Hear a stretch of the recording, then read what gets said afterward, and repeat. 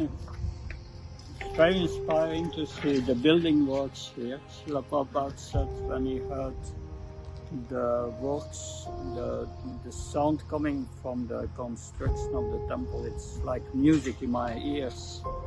And this is music in our ears because it will solidify the future of the ISKCON Bhagavata Mahavidyalaya and provide more opportunities to more students all over the world to take courses here. It's a very inspiring project. Very